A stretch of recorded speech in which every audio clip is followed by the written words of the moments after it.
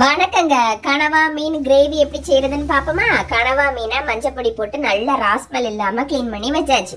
தக்காளி, கருவேப்பிலை, இஞ்சி, பூண்டு, பல்லாரி எல்லாம் வெட்டி வதக்கி எடுத்து வச்சாச்சு. சட்டியில எண்ணெய் ஊத்தி எண்ணெய் சூடானதும் கடுகு போட்டுறணும். சரியா?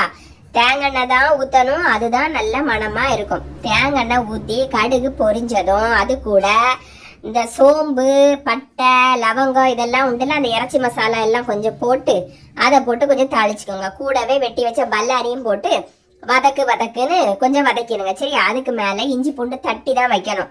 தட்டி வச்சதை அதில் போட்டு கொஞ்சம் வதக்கிக்கிடுங்க. அது கூடவே தக்காளி வெட்டி வச்சிருப்போம்ல, அதையும் போட்டு நல்லா வதக்குன்னு வதக்குங்க. வதக்கிறதுக்கு 2 உப்பு வேணாலும் போட்டுக்கோங்க. சரியா?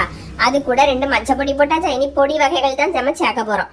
வத்தல் பொடி, மஞ்சப்பொடி, கறி மசாலா பொடி, எல்லா பொடியும் சேர்க்கப்படாது. இந்த பொடியை மட்டும் தான் சேர்க்கணும். சரியா? அது வேற குழம்பாயிரும். இந்த பொடியெல்லாம் போட்டு நல்லா கிண்டி கிளறி வச்சுட்டு அதுக்கு கூடவே கருவேப்பிலையும் எடுத்து போட்டுக்கோங்க. கருவேப்பிலையும் போட்டு வதக்கிக்கிட்டு அதுக்கு கூட அந்த கனவா மீனை நம்ம கிளீன் பண்ணி வச்சிருப்போம்ல, அதை எடுத்து போட்டுருங்க. சரியா? போட்டு 2 உப்பையும் போட்டு அது கூட கொஞ்சம் கிளறி விட்டு தேவைக்கு கொஞ்சம் தண்ணியும் ஊற்றிக்கிடுங்க. சரியா?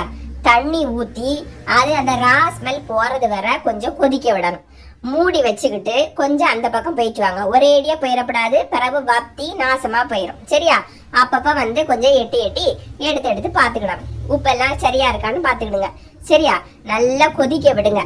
நல்லா கொதிக்க விட்டு கட்டியாகி வந்தனா சிக்கனை போல கொஞ்சம் நல்லா இருக்கும். சரியா? சுள்ளுன்னு சாப்பிடலாம்.